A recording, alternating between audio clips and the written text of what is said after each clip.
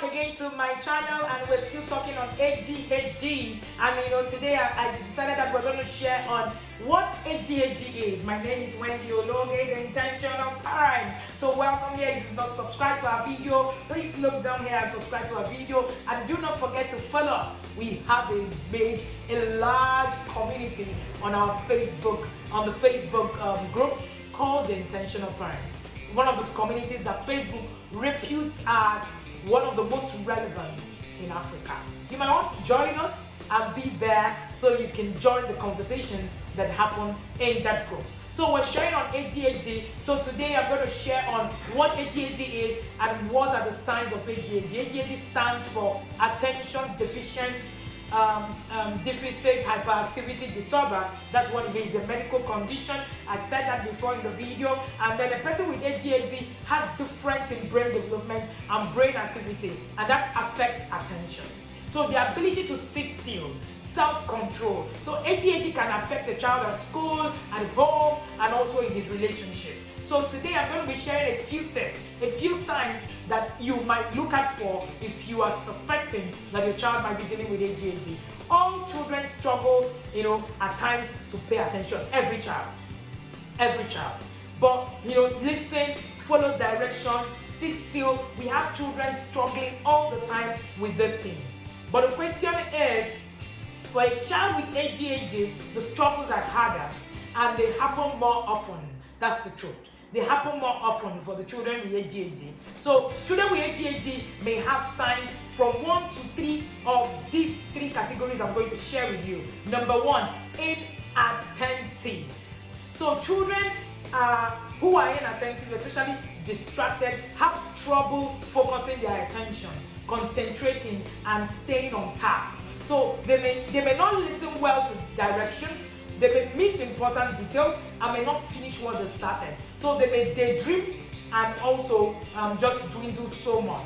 They may seem absent-minded or forgetful and lose track at their things. So you will need to actually look out if this child is often too inattentive. Now I said earlier that every child has that part of him where they can't concentrate, they can't focus. So it's not like when you see a child who can just focus, you just say, oh, that child has ADHD. No, it doesn't work like that.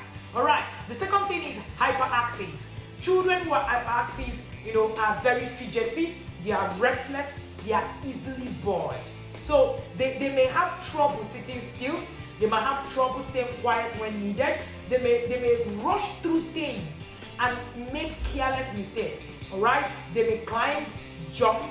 This might be part of what you want to look out for as regards ADHD. Another thing is impulsive. So we're sharing 3 things: inattentive, hyperactive, and impulsive. You need to look out for either of the 3. So children who are impulsive act too quickly before the thing.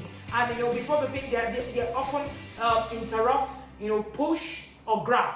So they find it hard to wait. So their impulse system is just so high, and before you know it, everything is gone. So you will need to actually take a look at that and then look at what it is that it is. So sometimes parents and teachers actually notice signs of ADHD when the children are really pretty young.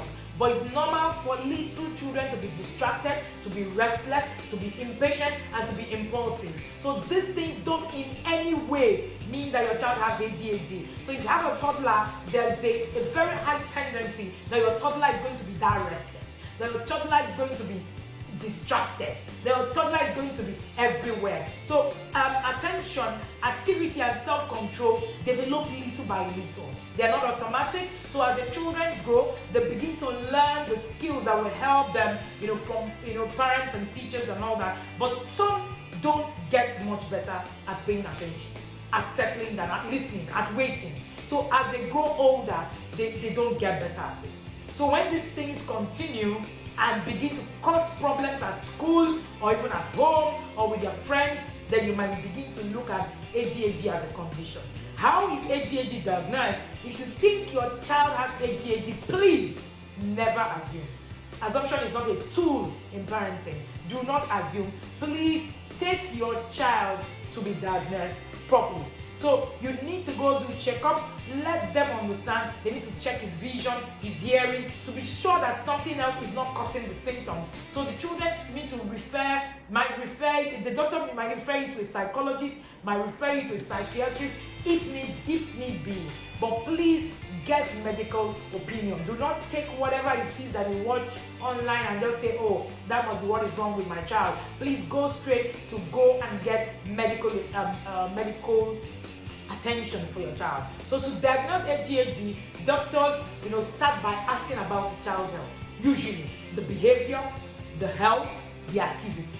So they talk with you and the children about the things that they've noticed. So it's going to be from your observation. So make sure that what you're observing is also very correct. Your doctor might ask you to complete checklists about your children's behavior, about whatever it is that is wrong with the children. But after gathering this information, of course, then the doctor can now begin to, go through the process of this diagnosis. All right? A child's distractibility, their hyperactivity or impulsivity go beyond what's usual for their age. Remember, I said usual.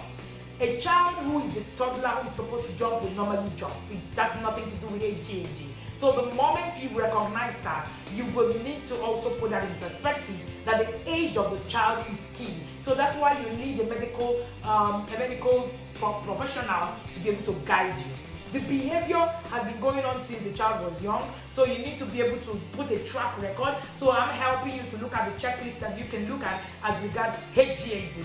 The distractibility, the hyperactivity, and the impulsivity affect the child at school and at home. How does this thing affect the child? You need to also begin to look at that. How does it affect the child? Is this something that we can deal with and all that? Is it something that we haven't been able to deal with? Are we struggling with it? And it's not like a whole lot of children, are on the high spectrum of ADHD. A lot of people are on the lower spectrum. So you need to also, look out for that and be very, very attentive to this. So a health check shows that another level or learning issue can actually cause the problem. So it's possible that that child is a kinesthetic learner who is probably very restless. How do you manage a kinesthetic learner? We'll have a course called Understanding How Your Child Learns. I'm sure that if you have been able to actually go through that course, you will understand if is my child just a kinesthetic learner or my child actually is suffering from ADHD. They are two different things, so that we don't confuse them. A child who's a kinesthetic learner is going to be very hyperactive. However, we're talking about the age requirement for each child to be able to actually exhibit what the things that they exhibit. When you look at your child, you will know, oh, okay, this child is not supposed to have been doing this at this time and all that. That is very important. How can it be treated? How can ADHD be treated? Please, you need to do therapy, behavioral therapy. You need medicine. Medicine is very key. You need parent coaching. So through parent coaches, part of what we do, we don't do the diagnosis. What we do in the academy is if you've already been diagnosed or your child has been diagnosed with ADHD, we help you walk through. So through coaching, parents learn the best way to respond to behavioral difficulties as parts that are part of ADHD. So I will help you, walk you through the difficulties. I am not going to be able to diagnose really properly. I can only just suspect. And that's not good enough. You will need to actually go through the process and then put it in perspective to be able to give this back to the children. So you need to give it back, and learn on what to do with the child. So parent coaching is key. So in all this, I said you need medicine, you need diagnosis, clinical medicine, then you need behavioral therapy. If the child has issues, not being able to actually manage their emotions and all the rest of them. And then you need a parent coach. A parent coach will help you walk through the process of raising your ADHD child. And then you need the school support. I said in the other video about ADHD that the school support is key in a child who is dealing with ADHD. The right treatment helps ADHD improve. So parents and teachers can actually teach younger children to get better at managing their emotions, their attention, their behavior. It is key. So there's an improvement when you actually begin the journey to managing ADHD. So when ADHD is not treated, it can be hard for children to actually succeed. Yes, there was a story that was shared in our group, The Intentional Parent on Facebook, where we actually talked about managing emotions, and somebody shared on how the brother was not able to concentrate in school, but was very smart. And it was after so many years of being beaten, battered just because he couldn't pay attention in school, and he's now grown, married and all that. He found a way to cope eventually, but that had also gone to the part where he just developed a coping mechanism. However, she now got to learn that there was something like ADHD after, when she was, a lot more older. A lot of children who couldn't learn, who couldn't pay attention, actually had a spectrum of ADHD that was never diagnosed. So it actually makes it difficult for the children to be able to keep up, with schedules, for the children to be able to, put the kind of behavior that is acceptable, or, family conflict and all that. There are too many things that ADHD actually affect. So you need to actually take the route to diagnose, take the route to treat, and take the route to walk through the process of raising an ADHD child. So what, can these parents do? What can you do? I had shared in the other video, but I'm going to talk about what parents can do quickly. Be involved. You need to give medication safely. You need to work with your child's school. You need to parent with purpose and warmth. You need to connect with other, support system where you have the ADHD support system. All right. So one of the things that a lot of parents would like to know is what causes ADHD. The truth is, it's not clear what causes ADHD. The brain differences of ADHD, nobody knows. There's a strong evidence that ADHD is mostly inherited. Very strong evidence. So if you have ADHD, there's a very strong evidence that you probably, your children might probably inherit it from you. So many children who have ADHD have parents or relatives who actually have it. So ADHD can improve when children go through treatment, eat healthy food, get enough sleep, exercise enough, and have support on how their parents can actually raise children with ADHD. Thank you, and I think that this video helps someone, a parent here, who is either dealing with a child with ADHD or dealing with a child battling or thinking that their child might have ADHD.